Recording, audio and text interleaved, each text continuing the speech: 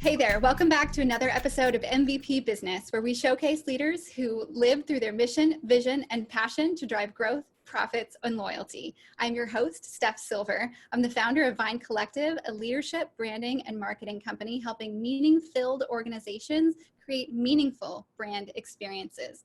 Today's guest, Andrew Andrews Ramirez, works with leadership teams across many industries to lead large-scale change initiatives and implement simple tools so that businesses and business leaders can execute and achieve the results they want and live better lives.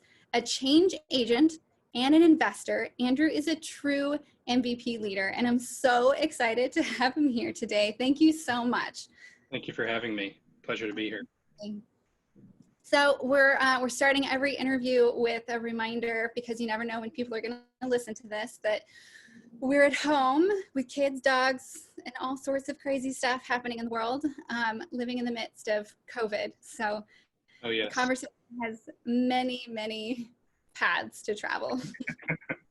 Yeah, I think every neighbor in my neighborhood is doing some type of project that usually starts at 7 in the morning with a jackhammer or a saw or something. So yeah, definitely. I'm sure you'll hear that. A couple of helicopters, planes, it'll be great. You never know. I think there's something. So Andrew, let's start off with you telling me a little bit about your history before you started on the current path with Vargas Andrews. You can tell us a little bit about that if you'd like. Definitely. So interesting story, I guess, my kind of background. Both my parents immigrated to this country from Colombia. My father joined the U.S. Air Force. That's how he got his citizenship. My mother was his younger sister's best friend. So they grew up in Cali, Colombia. My mother was always in his house studying. Growing up, he was the older brother that she always had a crush on, and he ended up leaving and going to the United States. Fast forward years, she'd lived in Spain and Madrid for 6 years. Came home for the first time, they fell in love, and he sent her a fiance visa. She came to the U.S., and the rest was history. Both my brother kind of felt the call to service. So I went to school at Syracuse, did ROTC when I was there, ended up joining the U.S. Army commission as an infantry officer. And that kind of started, my whole leadership journey, and really kind of grounded me and gave me those foundational tools to really lead people kind of from a very young age. Then, found myself in Afghanistan in 2008, 2009. I had about 65 guys, and fortunate that I brought every single one of them back. They had a couple that I lost to suicide after the return, which was definitely hard. But I call that my appreciation tour. And the reason that I call that is, I've been fortunate to travel around, see a lot of different cultures, see poverty at its deepest levels. But, having that experience really makes it to where anything that I come across today, any type of issue, any type of problem, it's not something that's life or death. It's something that can be solved. We can come up with a way to really make sure that that problem goes away and we don't have to face it again. So, I came back to the U.S. after my deployment, spent about 4 years in D.C., working kind of at the strategic level of the military, realized that wasn't a career that I wanted, but I always had a passion about continuing my education. So I went back to business school, University of Chicago, Booth School of Business, did a couple internships in private equity when I was there, ended up going to Accenture out of business school. Really felt very much like the military again. At the time, I think Accenture had about 500,000 employees. I was fortunate to be working with a partner who was the wife of the last colonel that I worked for in the Army. So it was kind of weird to see things come full circle. But what I quickly realized was I was coming up with these kind of big strategies of how to help, these large Fortune 50, Fortune 100 companies, try to fix a lot of the larger issues, ways that they were kind of, lots of inefficiency. But what I wasn't having the opportunity to do was to take those strategies and actually execute on them. So the opportunity came for me to come out here to Los Angeles, and I came to work for a family office. They had 6 businesses at the time. They were turning over somewhere in the ballpark of about 80 million a year. And over the course of the next 3 years, we took them through a big, large scale business and digital transformation. And through that experience, I learned a lot. I brought over my now business partner to be CFO of the family office. We learned, a great working relationship, me more focusing on kind of the execution, operational efficiency type things, him more kind of on the finance and technology pieces. At the end of that, we delivered them a lot more profits to the bottom line, saved them about $2 million by changing a lot of different strategies.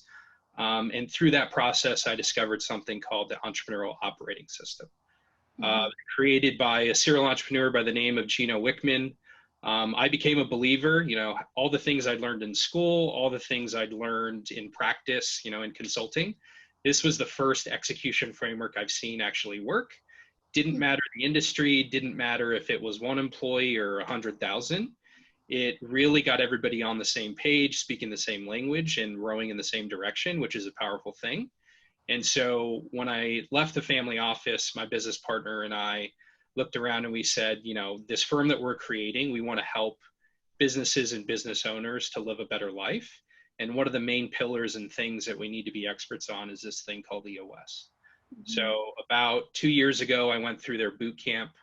It was about a 2-day session and got brought into the community. And now I've got about 10 clients where I work with leadership teams to basically try and figure out what's the direction you're going, how are you going to get there, and being able to hold everybody on that leadership team accountable to, if I want to be $100 million business and I'm only at 2 million now, what are the steps I need to take in order to get there? And that is, it's a rewarding experience for me. I come from very humble beginnings, as does my business partner. And so now being able to give back, and really help people from making the same mistakes that I've made in my career or mistakes I've seen others make, that is what really gets me out of bed every morning. And excited to the point that everything that I do, every engagement, I don't see it as work. It's with people that I enjoy spending time with.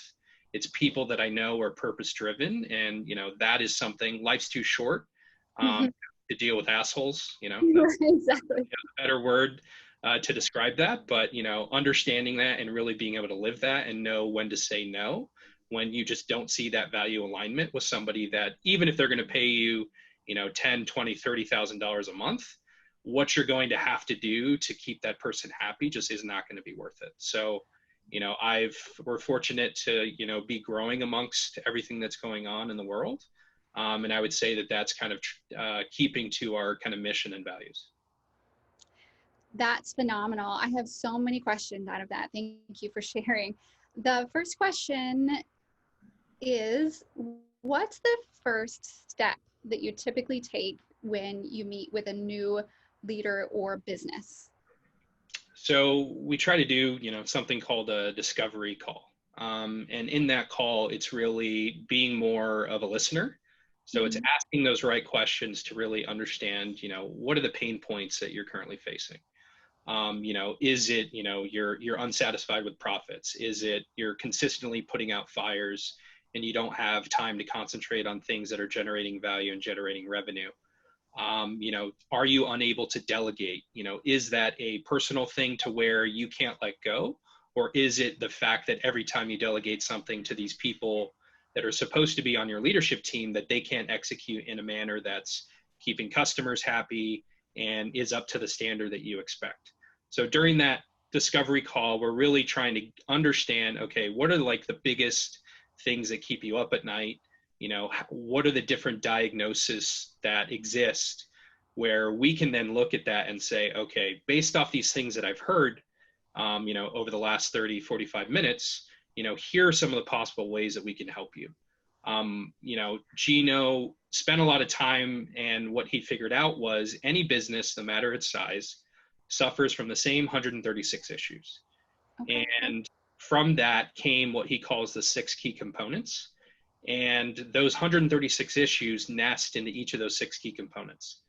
And what you find is, as you're talking to people, you then kind of, for me, I'm a very visual person. So I look and I'm like, okay, that's a vision problem. That's a people problem. That's a data problem. That's an issues problem. That's a process problem or a traction problem. And in there, I can then say, okay, here are tools that either relate directly to EOS, or here's some other type of thing that we've seen work for companies like you. And let's have a conversation to see, what does that look like? We do not like to refer to ourselves as consultants. We more look at ourselves as advisors. We look at these long-term partnerships where if you're looking for someone to do a statement of work, get in, get out, that's not the type of relationships that we're looking for. We want to partner with business leaders and business owners to say, okay, I understand the journey that you want to get to. Let's help you along the way. Our goal is to put ourselves out of a job and to teach you and your internal team how to fish. And if we can do that and you're self-sustaining and you're more profitable, you're doing the things that you love, you're spending more time with your family, that is what we consider a success. Before we move on too much further, can you explain for the audience what EOS is? Sure. So the Entrepreneurial Operating System is a simple set of tools that are timeless in nature. So basically, Gino's history was he started his first business at 21. At 25, he took over his dad's business.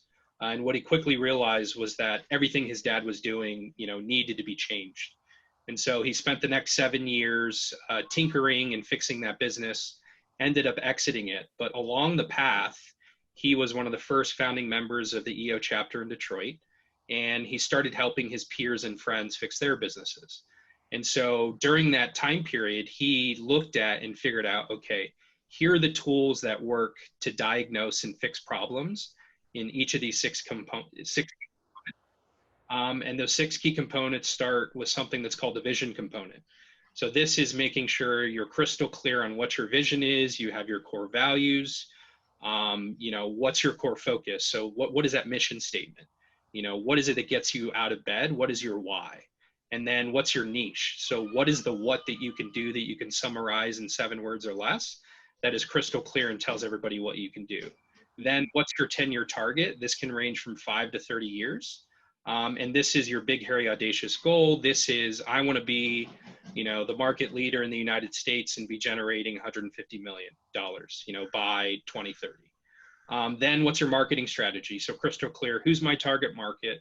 What's their demographic, psychographic, and geography? And then, what are the things that make me unique compared to my competitors? Do I have any type of personal guarantee in there that I can stand behind in delivering my product or service? And if I could summarize what it's like to work with me, what is my proven process? So how can I outline in 1 page, and I can leave that, and whether I'm explaining it or it's sitting there in front of you, you can really identify and understand what it is that I do for you in this type of relationship. Then you get into more of the, okay, let's put a stake in the ground. What's my 3-year picture? What's my 1-year plan? And then human psychology says that you only digest things and take things in 90-day periods. So this nests well in terms of quarterly goals, which he calls rocks. And these rocks are the 3 to 7 most important things that are going to get you closer to your 1-year plan, your 3-year picture. So the idea is to start at the end and then backwards plan. This is something that, I learned how to do in the military, and it's something that works extremely well in business. And then, what are the issues? What are the big issues that are showing themselves time and again? And then how do you keep all that stuff in a meeting cadence where you can discuss it on a weekly basis? After you kind of crystallize this, here's where we're going, how we're going to get there.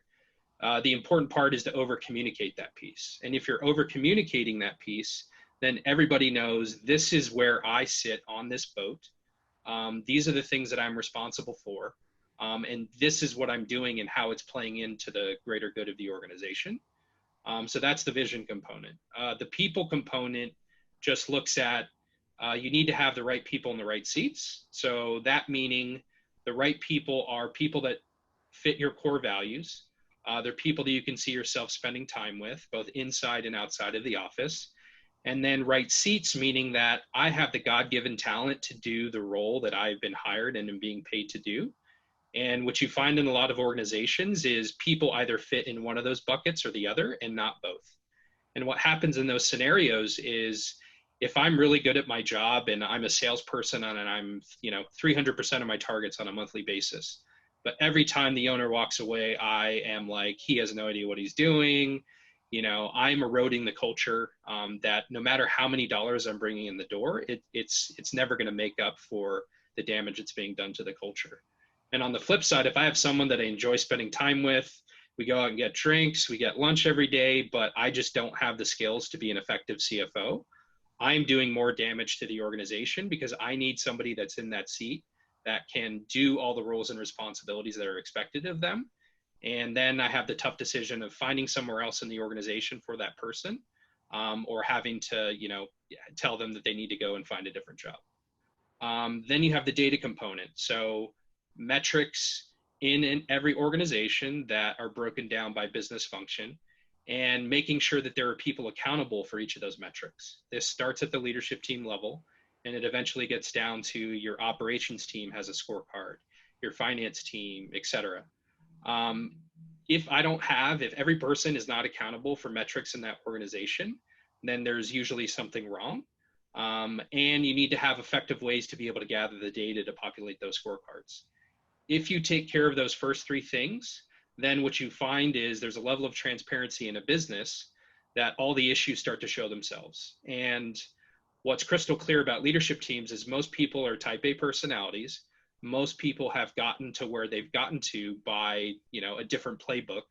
They have different teachings, and a lot of them don't play in the sandbox well together. Mm-hmm. And so from that perspective, you have to teach and understand the different communication styles of everybody that's sitting around at that table, and teach them how to identify, discuss, and solve, and really create action items that are coming out of those meetings so that you're not consistently talking about that same issue week after week after week, and you can concentrate on the things that are generating value in that business.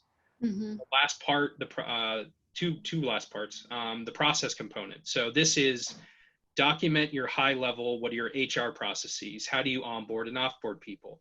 How do you file expense reports? How do you close the month in the books every month? If you crystallize these things and they're documented, this is what's scalable in an organization. And unfortunately, what I find in most clients is, our sales team has 27 different ways of creating quotes. Then I have to chase this person down to truly understand, why did they do this? It affect our profit margin, whatever it might be. There's all this inefficiency that's created from not doing the same thing the same way. And that's what's repeatable and scalable. The last part being the traction component, living in a 90-day world. So set your rocks, use your rocks, and then your meeting cadence. Have the same meeting that's 90 minutes on the same day, same time every week.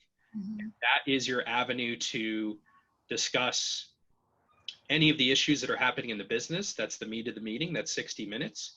The rest of it is reporting on your scorecard. If you're getting new customer or an employee headlines, so you hired people, you fired people, you brought on new customers. And then any of the to-dos that were assigned in the last 7 days. If I'm on the leadership team and I had 3 things, I'm reporting back and saying I completed these things, or I didn't, and here are some issues that came out of it. Mm-hmm. So those are the 6 key components that make up EOS. And what we try to say is it's a 24-month journey.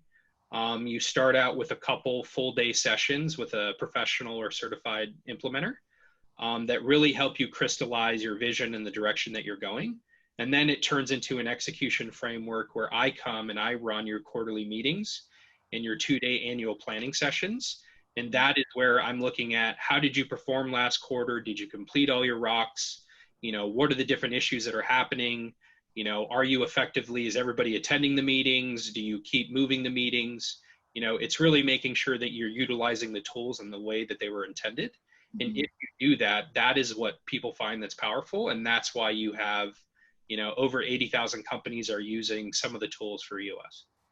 Yeah, absolutely. I've found it in multiple different companies to be transformational if you stick with that cadence of meetings, because keeping everybody on the same page and then asking the same questions or moving beyond them, you're always making progress. The thing that I find fascinating and powerful about this system, I mean, all of it, but in addition, is that it always begins with the why, the mission, the vision. What in the heck are you trying to do here to begin with, and getting everybody on that same page. Mhm. So what have you found in starting these conversations with the clients that you have now and that you've worked with in the past, as far as whether they've been clear, haven't been clear, and how just that one thing can help transform the rest of the organization, just knowing what path you're on? It definitely varies. I mean, you have some of these leadership teams that are extremely creative. So I'd say that, they do a very good job of coming, and I think the goal is to be concise. So I think a lot of people get these, couple paragraph mission statements that no one's ever going to remember. So everything with EOS is keep it simple. So less is more. Mm-hmm. And so everything is, you'll see, is like 3 to 7, 3 to 7, try to keep it 7 words or less. Adidas beat Nike, different things, like something that, people can put that flag up and say, I can really get behind this. At Vargas Andrews, we exist to transform businesses and business owners' lives. And that's what we do. That's what we're passionate about. And our niche is basically trying to find like-minded individuals that are change focused, and seeking a better life. And that's something that's, very hard for people to come to terms with. But what you find is, you could have an organization that's existed, either it's in its infancy stage, it's maybe been around for less than a year, or an organization that's been around for 15 years. And once you get everybody in these sessions and they're talking about it, you realize that Andrew, CFO, had a totally different idea of what the owner thought was happening. And you have all these silos that have been created in an organization, and you got people pulling in a million different directions. And when that happens, it's, everybody's working against each other. There's likely lots of wasted, money that's happening because I'm implementing a strategy or some system that isn't going to talk to this other system. And there's going to be all this double work that's created. People don't keep that big picture in mind.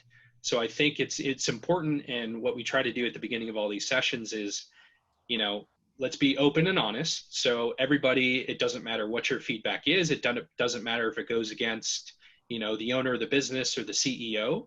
Everybody has a voice, and those voices are important because the person that has this mindset of, here's where I think we should be going, isn't taking into consideration these things that are happening at the customer service level, at, the customer feedback piece.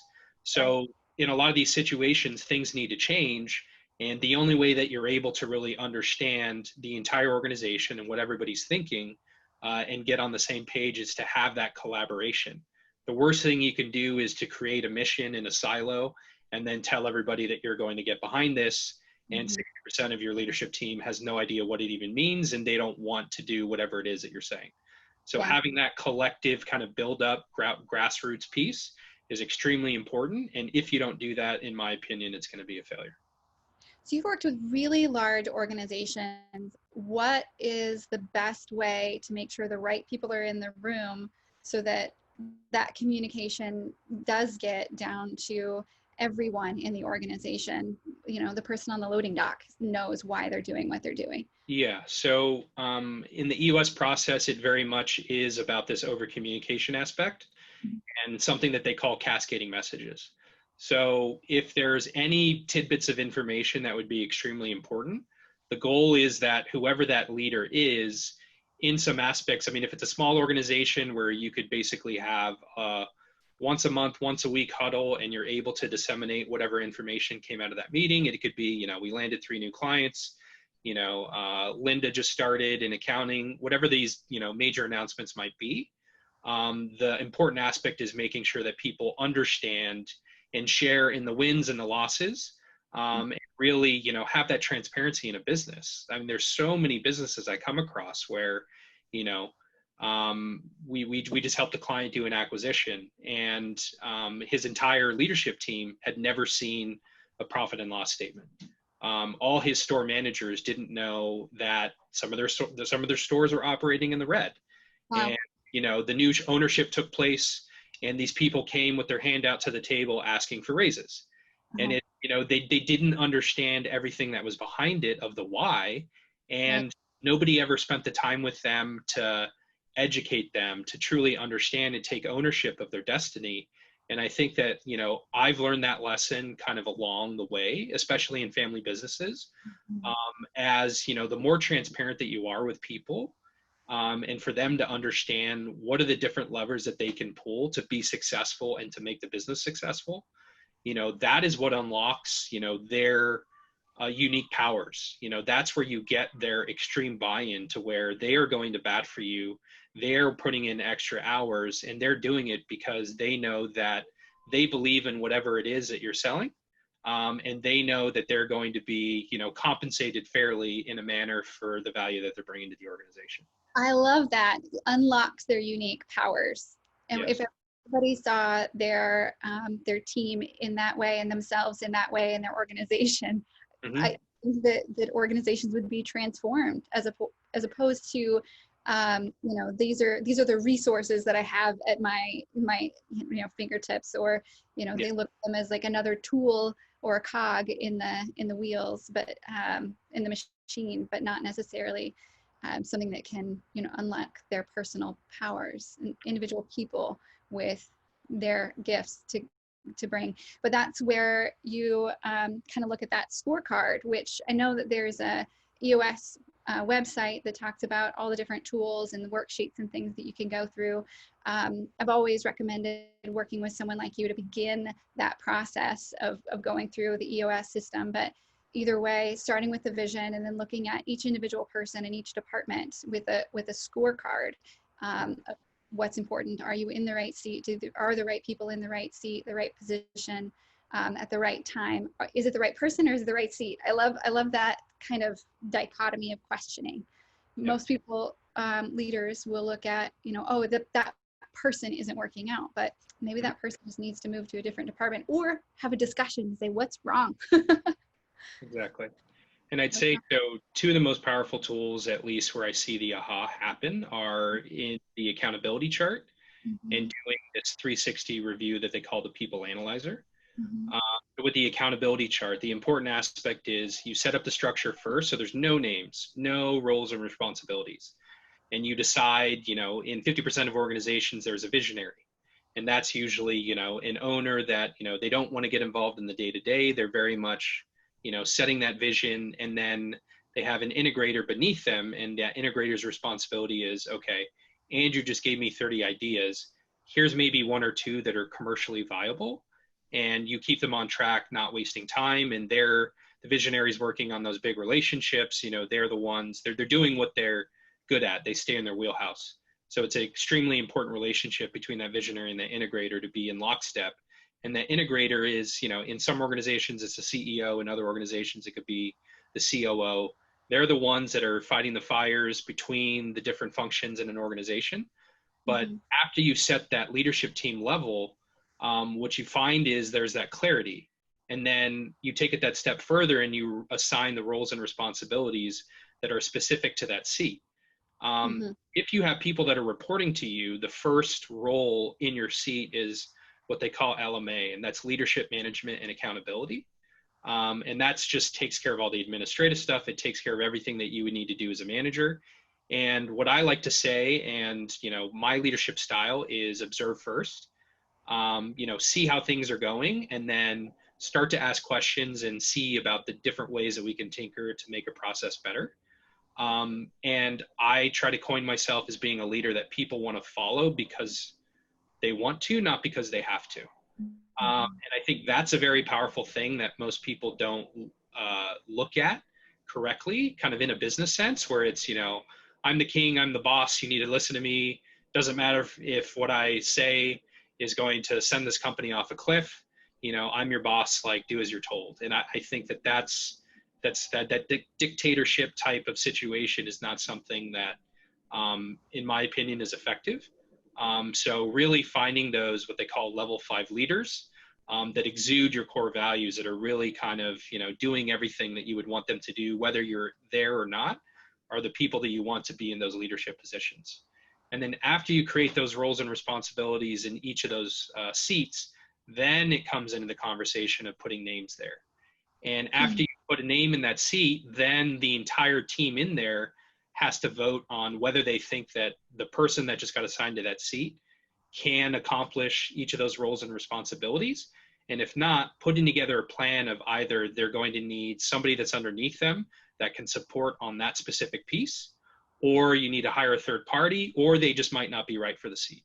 Mm-hmm. I think that that is the powerful part. And then the last part of that is what they call GWC, and that's get it, want it, and have the capacity to do it. Right. So get it in the sense of, I have the God-given talent to do this job. Want it being, I might like 3 of the 5 things on here. I'm not crazy about the other 2. Is everybody okay with that? If not, then, we need to figure out a way to support them in those pieces that they might not like. And that happens through delegation. And then capacity to do it, just meaning, if I'm the guy that always has all these special projects, the owner's coming to me for all these other things, am I really going to have the capacity to do the job that's required for us to execute on our vision? Mm-hmm. And the other part that's powerful is the people analyzer. So after you get those core values, what you do is up on the whiteboard, you put all the names of the leaders that are in the room, you put the core values across the top, and you put GWC at the end, and you have this on the spot 360 review. And that's where you uncover a lot of the tension that exists, all these miscommunications or misunderstandings that took place in the organization that could be, creating a bottleneck. It could create, all these things that are inhibiting growth in the business. And what you find is, if integrity is a value and somebody says, I think Andrew's a plus minus or a minus, that brings out a conversation where everybody is comes in and gives their 2 cents of, okay, this happened 18 months ago, and here's my side of the story. And then you hear the other person's side of the story, and then other people are allowed to interject and get in there. And that's constructive feedback that's happening. And that's constructive conflict as well. And, the people that are not, they try to stay away from conflict. Those are the ones that you kind of need to coach out and get these things on the table. And having an implementer in the room is the person that's able to see those things, pull those tough conversations out that need to be had. And those are the things that I would say add the most value with my clients that I work with. And that's just something that, there's too many people that are like, I don't want to look like I'm helping this person because then that's going to tarnish my relationship over here. So having that unbiased third party that's able to see that in the room and be able to action on it, that's something that, at the end of the day, people are comfortable, having me come in and run their sessions because of that. Absolutely. It's interesting to me in those cases.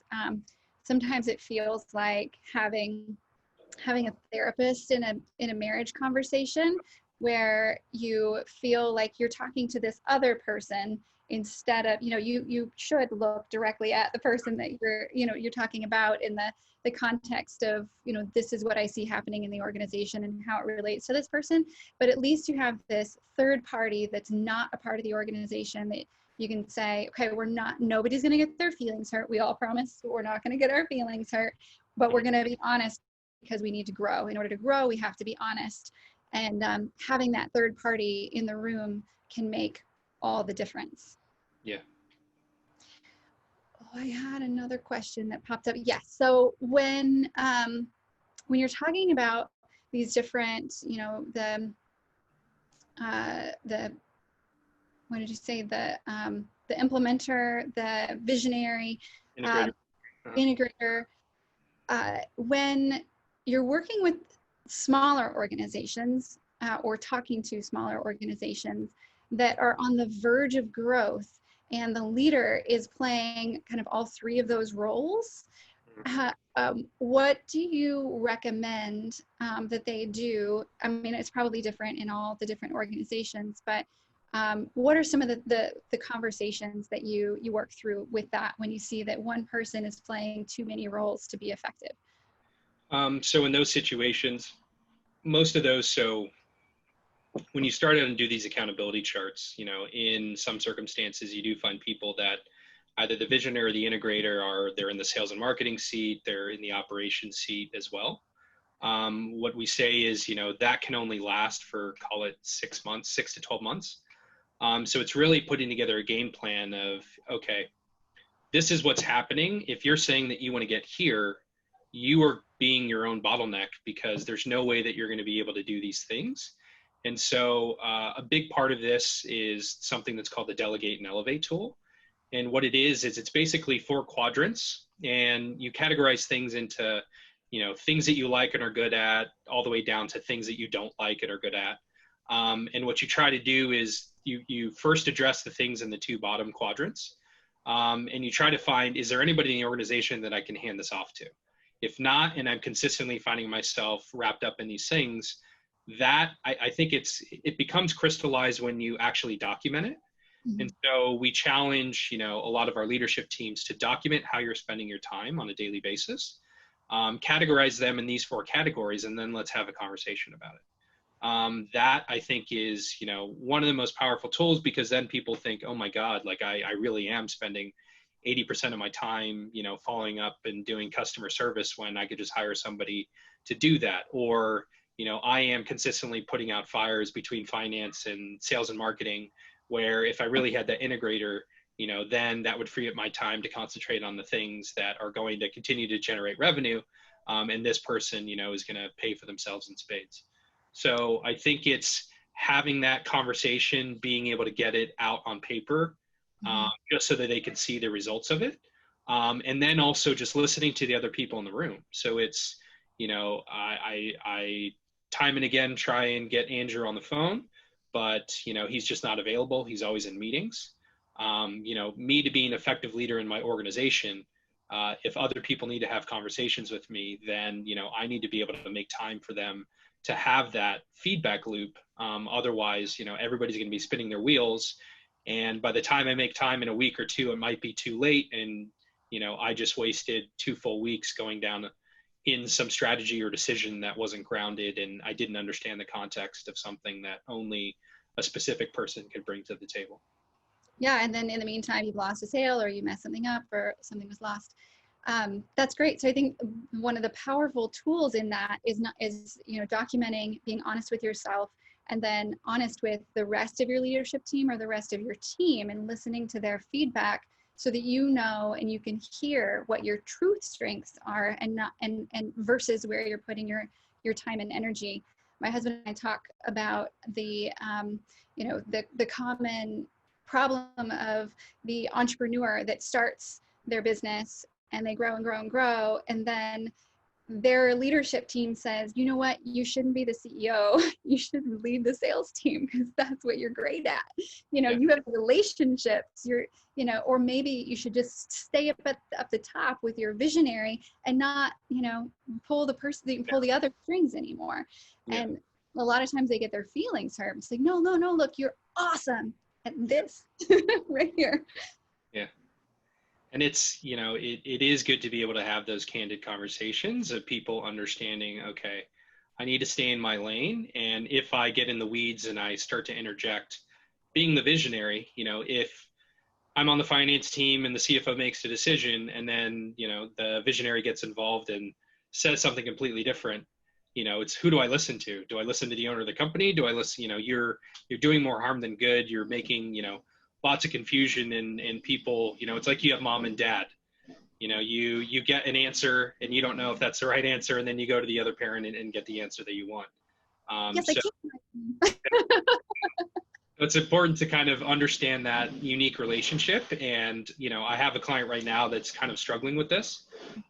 They, 3rd generation family business, multinational conglomerate. And he, very much likes to be in the driver's seat, understanding like he's using this as a very large educational piece, because he will eventually go back and, take over the entire, all the businesses and be calling the shots. So he's trying to understand and learn as much as he can right now.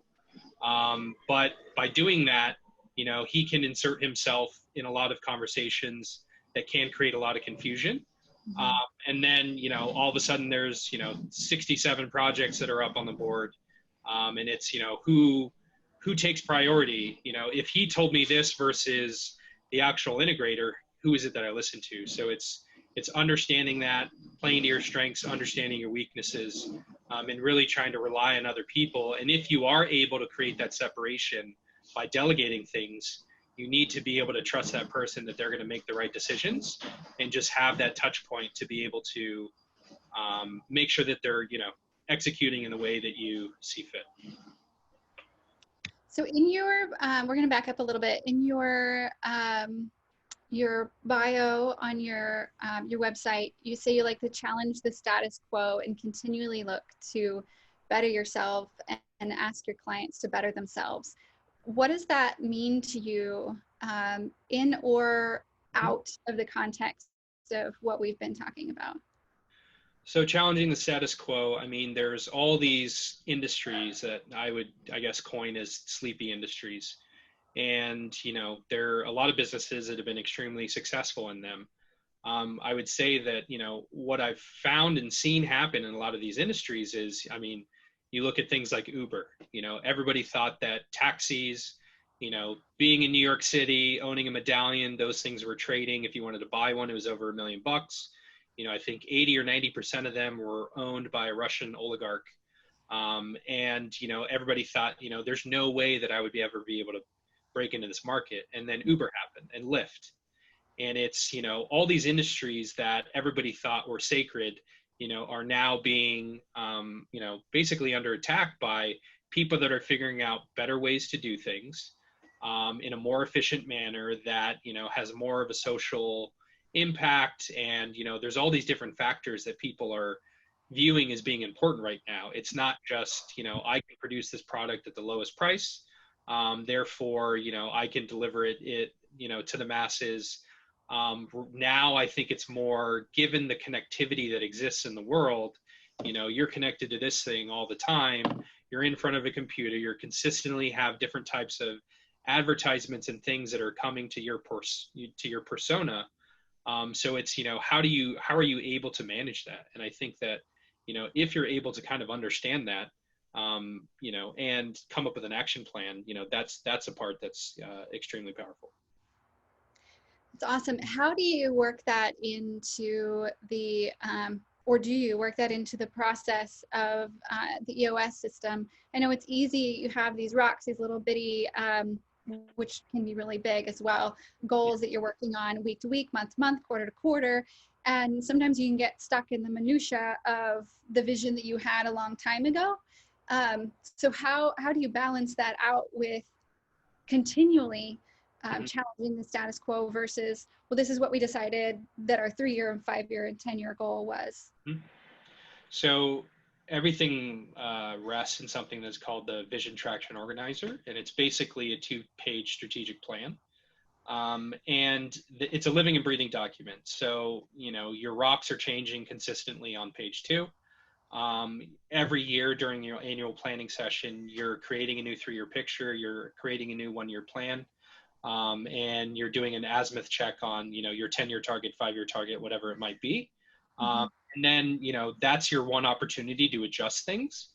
And if you do that correctly, you might be the type of person and coming from like a startup world, fail fast. So there's all these different notions that you could have thought, okay, I have these hypotheses, I'm going to go out and test them. If they fail, they fail. We're going to try and figure out a new strategy, to get more clients, to do something a better way, whatever it might be. So challenging the status quo, I think, just comes down to understanding, who are your competitors? What are the things that they're doing? How can you make yourself stand out so that, you're consistently being chosen over, an alternative? And, just understanding that the business model that exists today might not be relevant in 6 months, 12 months, but you have to have that ability and flexibility to be able to pivot. And I would say that given everything that happened in COVID, those restaurants that turned into doing food meal kits, thinking outside of the box of, okay, I have all this food that's going to go to waste. How do I turn that into profit? How do they turn that into, taking the people that were, loyal patrons at my establishment, how am I able to reach them? They've supported me all along. They still love my food. How can I still maintain and be able to keep the lights on and keep people employed? And so those that I think have this, here's what we're doing, we're never going to change it, those are the ones that suffer. The others that it's consistently, if it's not working, it's not working. We need to do something different. That I think is a tool that not every leader has. And if you can have that, look yourself in the mirror and understand, yeah, this was great, 6, 9, 12 months ago, but we look at it now, all our clients have dried up, it's just not working. The ones that are able to pivot and pivot quickly are those that are to continue to succeed. Absolutely. And what I've seen as well is kind of going back to that vision, the folks who know the reason why they're doing something. So you have a restaurant, it's not just so that you can have people in seats in your store, it's because you want to provide them with a dining experience. So what is that dining experience? What more can we do in that dining experience for what's that, again, what are the, psychographic, who are we serving and why? And when you kind of look at it there, you can say, you know what, we're a coffee shop, sure, we sell coffee, but what's that experience? Maybe, people are having trouble finding flour. We have access to Cisco. Maybe we can sell flour and milk and eggs and say like, hey, get your coffee in bulk now for a little bit. And all of a sudden you're turning into a totally different store because you're still serving those two things you thought about in the beginning, why and who. And when you're clear about that, you can, I think, pivot more easily. And have more success with the pivot and not just, just go off on a crazy tangent, trying to figure things out. Yeah. You like the sound effects? Ricochet. So talk to me a little bit more about the tools that you might find yourself recommending or using outside of the EOS system. Are there particular tools that you recommend to stay, for a leader to stay on track or keep their mind clear or stay focused or motivated, keep the distractions minimized? So are you talking, I guess, in terms of that are working in the business or outside of it? Both. Yeah. I mean, like my business coach, he's telling me, like one of the first things he said was, make sure you're spending time for yourself and meditate. Like that's not a sauna or, things like that, but both of those are tools that I use. Definitely. Okay. So I'll start internal first. So, Microsoft Teams, like the whole Microsoft 365 suite. So that kind of had been a big influx for what people needed when COVID happened. So what you found is a lot of these businesses, they're paying the $5 to $10 per month fee for their employees, but they're using maybe 1% of the functionality that existed. And what Microsoft Teams does, and it's one thing to explain, I think it's another thing to show it kind of in some type of demo, is it allows you to have transparency in your business. And what I mean by that is if you set up Teams correctly, you can set it up by function, you can set it up by project, and then you can use all the other things and functionality that's in there. So you can use planner tabs to create specific, tasks. You can assign them to people.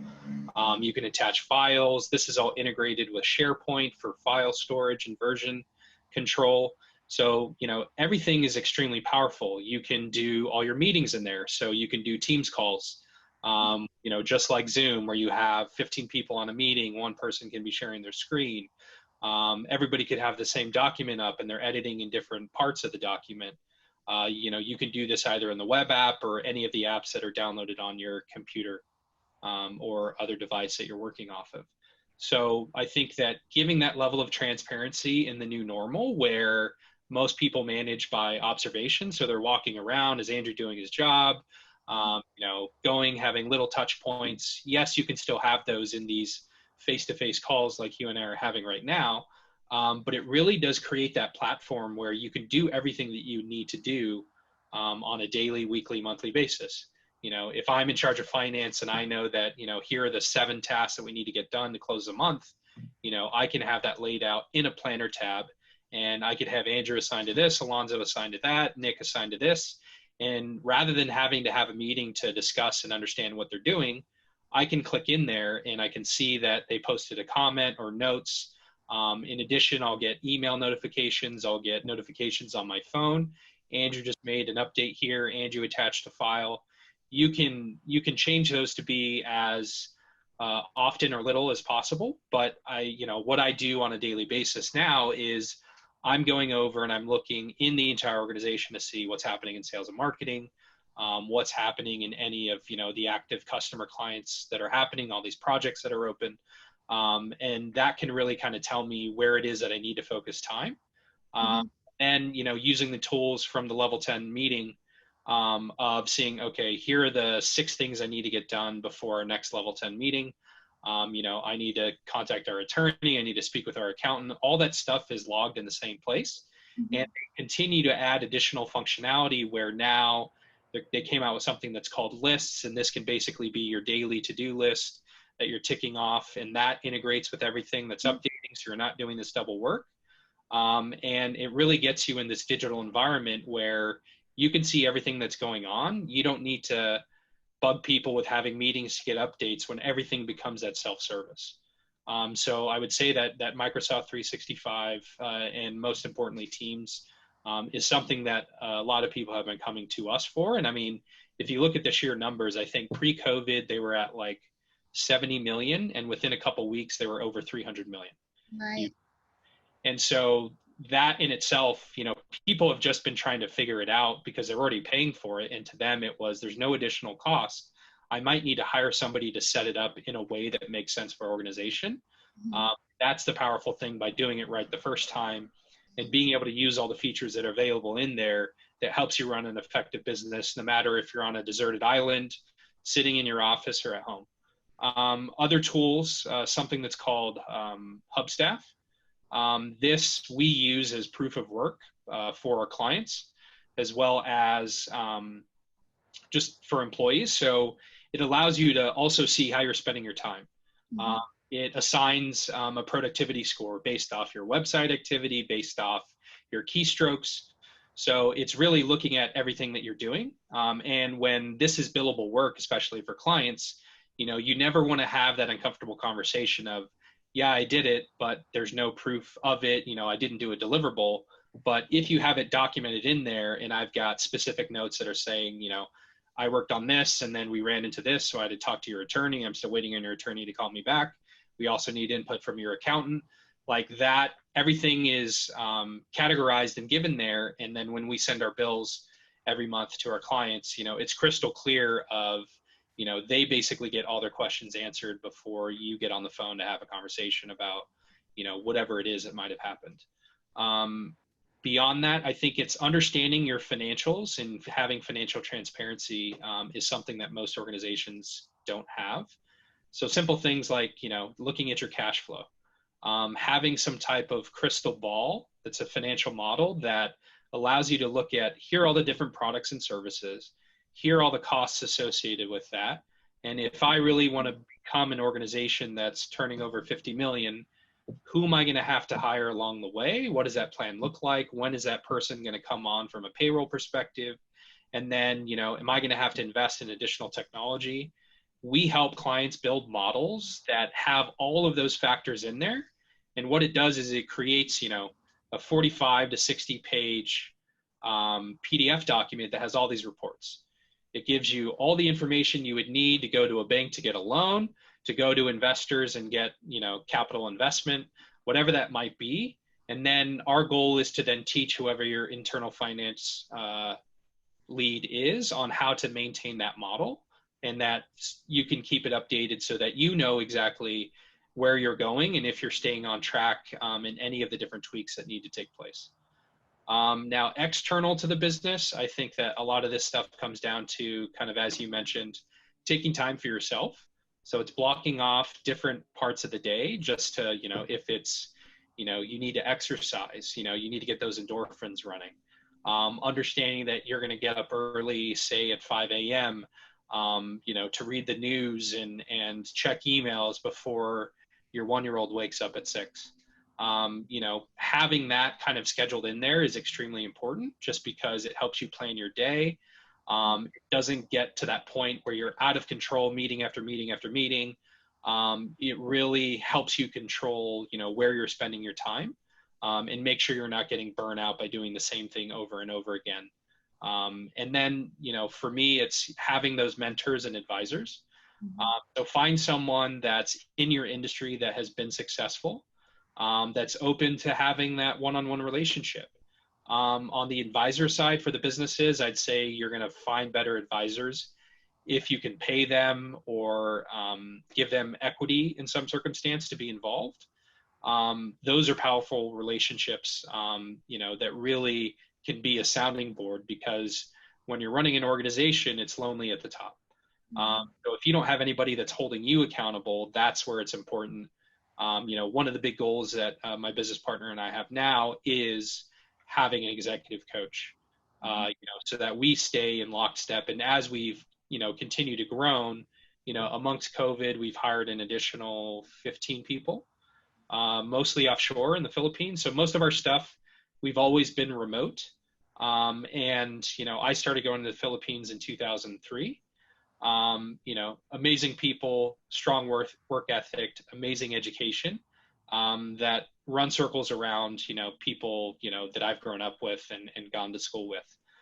So utilizing and being able to use that workforce, that becomes a force multiplier, not only for our clients, but for ourselves. That's something that's important. And then I think just, having that reflection, being able to, have an offsite, at least once a quarter, to really talk through and diagnose, did we meet the goals that we said we were going to? If not, what were the reasons why? And how do we set more effective goals using the SMART methodology to make sure, that at the end of the 90 days, we can say definitively whether we reached our goals or we didn't. Mm-hmm. That's fantastic. So if someone was about to start a business, I know right now is kind of a crazy time, but what would be the best piece of advice that you could give them? I would say, understand your target market. So using the fail fast mentality, go out and test it. I think that a lot of people get stuck in, it needs to be perfect. I need to have my MVP before I, go to market. But, if you have an idea, like, you need to poll the people that you think that you're going to sell it to, whether that's your friends, whether that's your family, whether that's, a business that we invested in and are partial owners of is Military Handyman. And the whole notion is military veterans that have trade skills or general contractors that are kind of like an Angie's List. So how many people love their veterans? They'd rather have a veteran, do their remodel of their kitchen or change their ceiling fan because it's someone that served this country, is respectful, et cetera, all these reasons.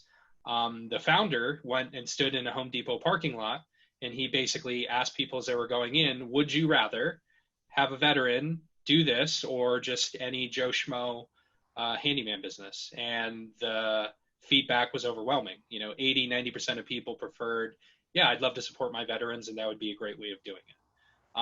So doing things like that, and then you need to understand the economics of your business, from a very early stage. So find someone that is a resource if that's not your strength, but you really need to understand, okay, what are my startup costs? What is a product or service I'm going to be selling? What are the costs associated going to be? And is this something that can be profitable? If you don't understand that, and, for every dollar you're making costs you $1.50, you likely shouldn't start that business. Right. So I think really understanding, who is that target market? What's their willingness to buy?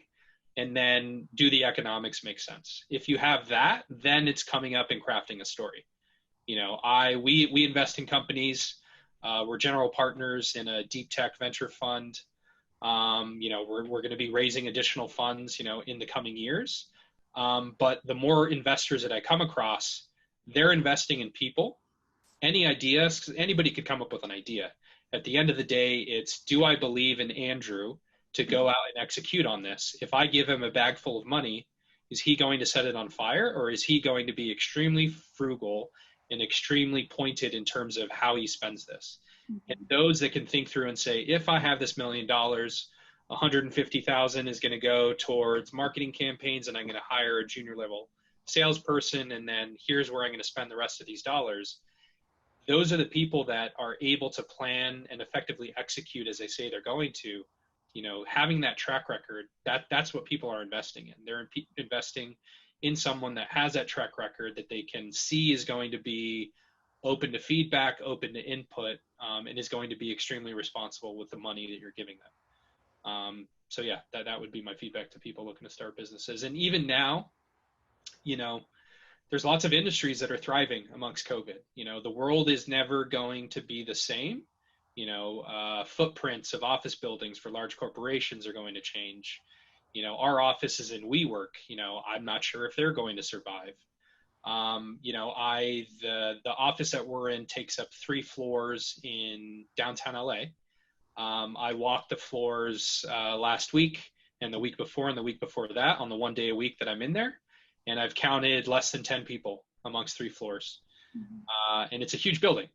And so looking at that, that gives me some type of indication. But I think what also happened is people's notion of working remotely and being able to produce results. I mean, there are some businesses, obviously, where you need to be in person.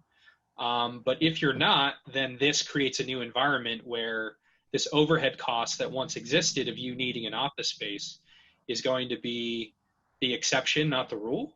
And if you can go and, pop in and use some shared space every now and then to conduct those meetings, then great, and I think that the expectation of people that have been performing, for the last 90 to 120 days without having to step foot in the office are going to want that, continued quality of life. Why am I going to commute an hour and a half each way in traffic? Sorry, helicopter. That's it. Sounds blank.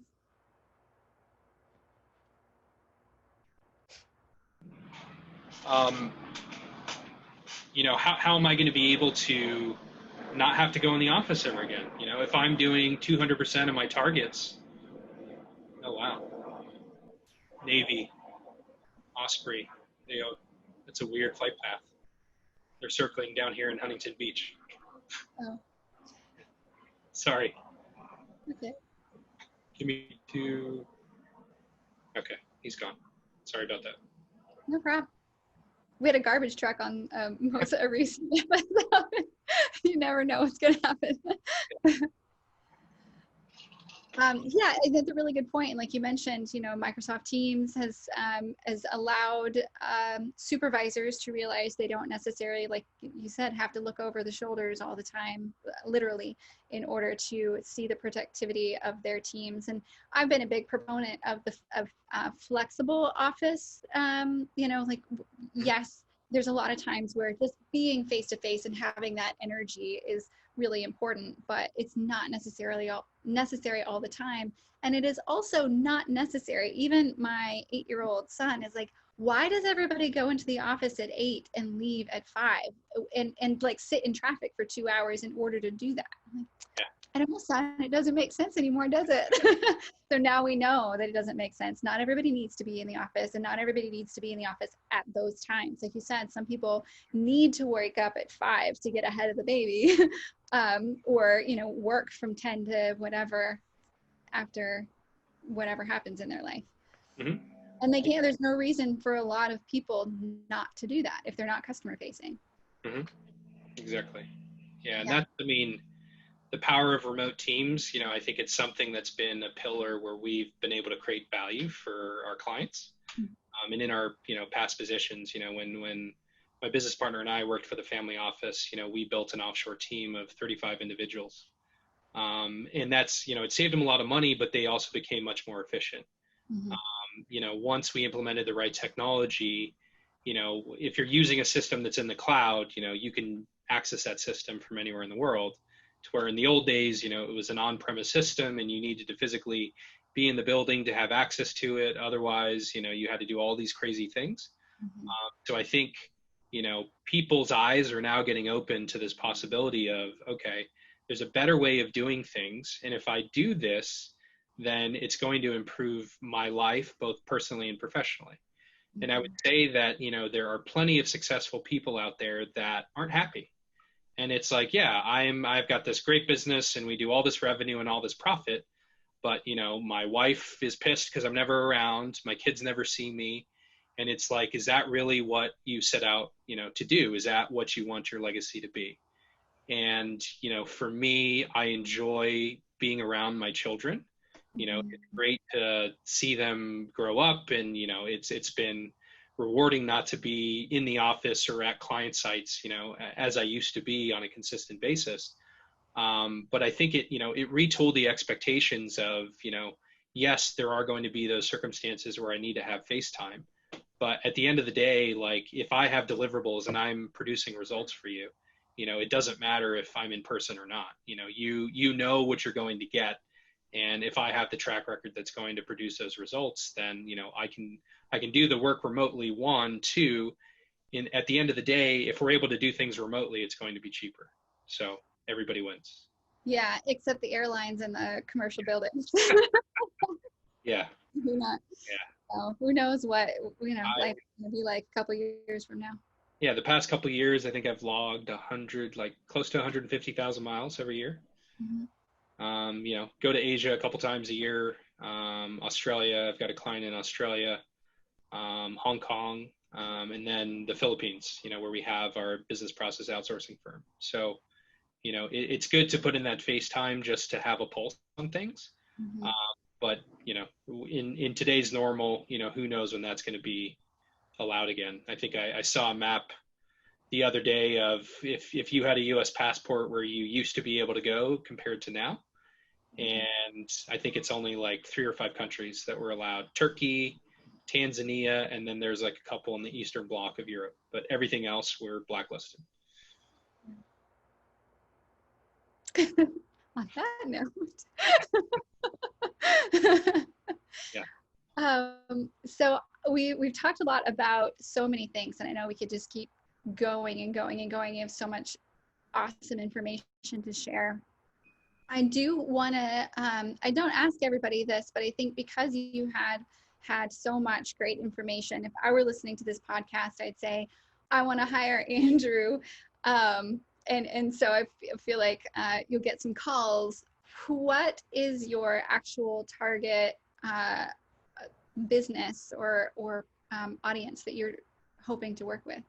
Yeah, I mean, for us, it's, we are very focused on, who the founder, co-founders, owners, leadership team is. So for us, it's very much obviously, a matchmaking. So it's, people that understand that they need help, and are seeking that, to live a better life. So for us, I think it does come down to the core values piece.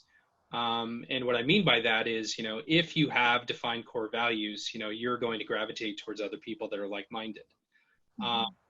Those that are comfortable with challenging the status quo, that really want to disrupt an industry, that really want to, take an industry to the next level, want to take their business to the next level. Those are the people that we're looking after. It can vary in size. I mean, we've got clients that, are pre-revenue that have raised $10-15 million that are doing crazy things in the virtual reality space for medical devices and surgeons, all the way to, multi-billion annual revenue in 30 subsidiaries around the world, with a headquarter in the Philippines.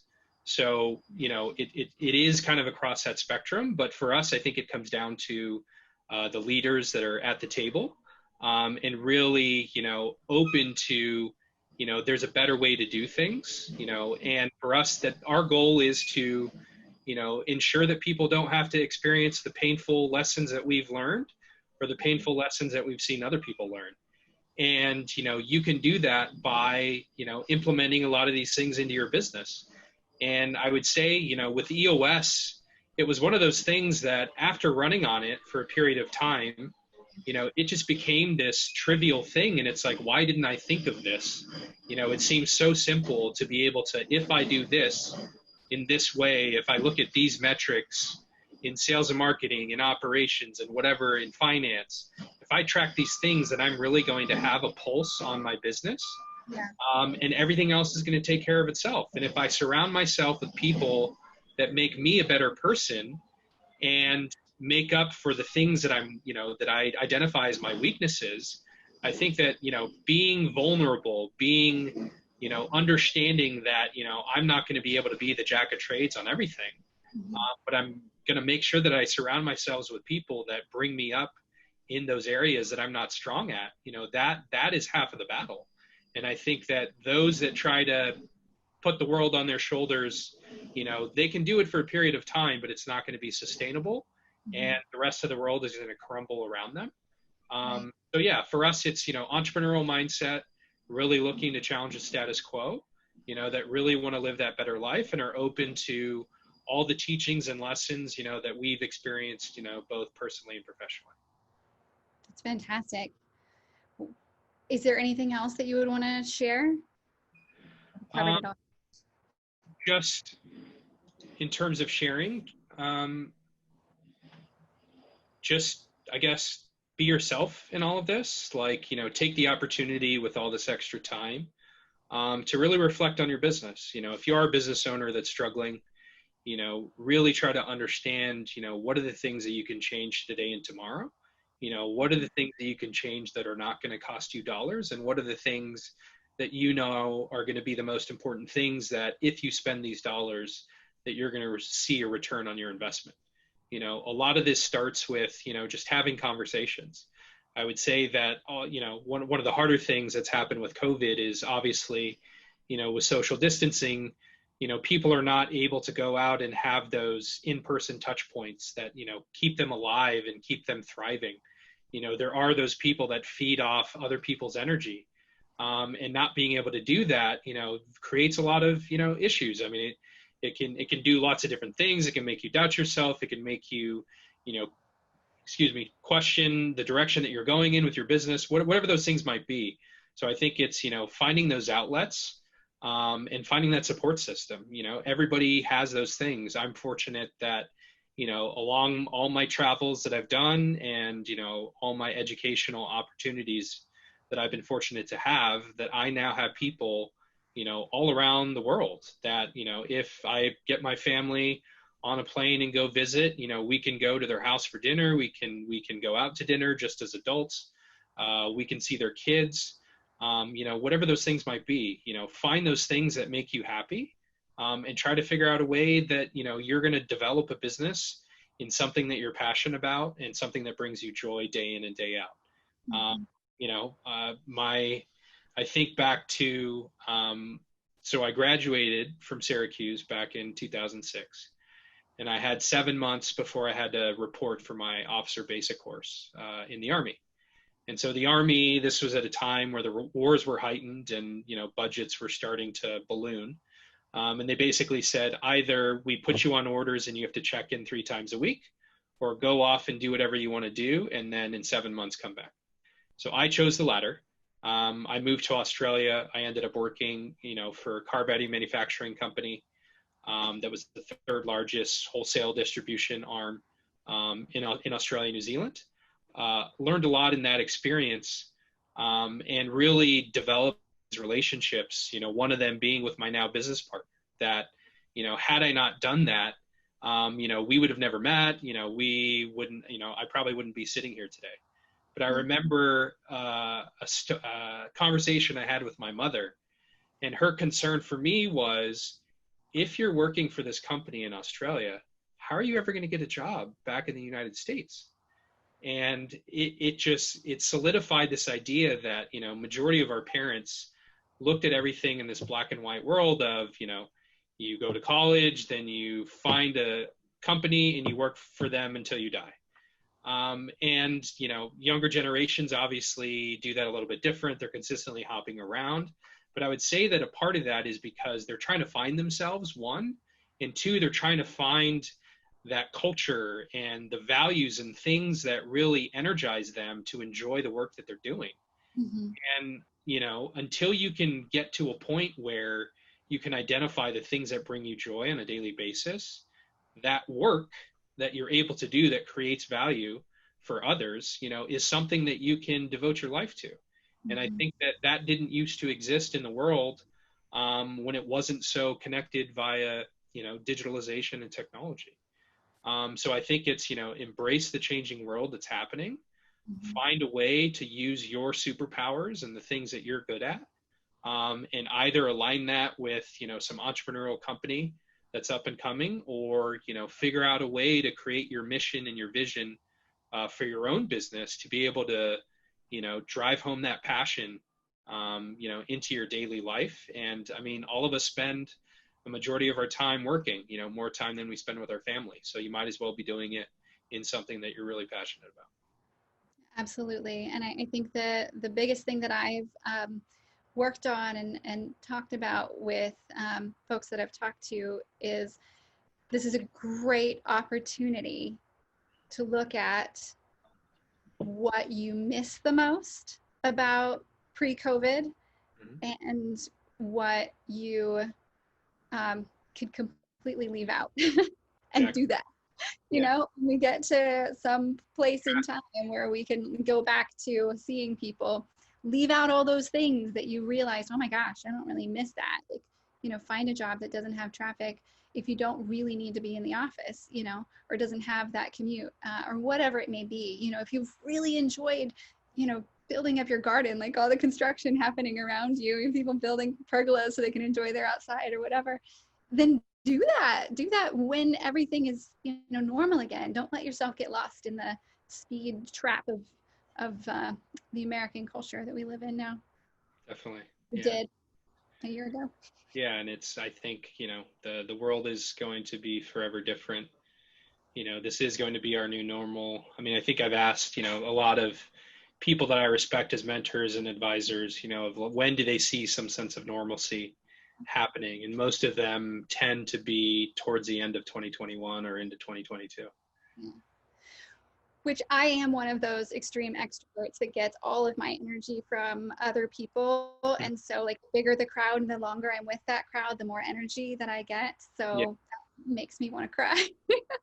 But It's, with yeah, it'll, I think it'll get unlocked obviously in different parts, of the United States, obviously, depending on how a lot of this stuff, pans out. But yeah, it's, a bit in different places, like Austin opened up and then shut down, and we I think opened up, shut down yesterday again.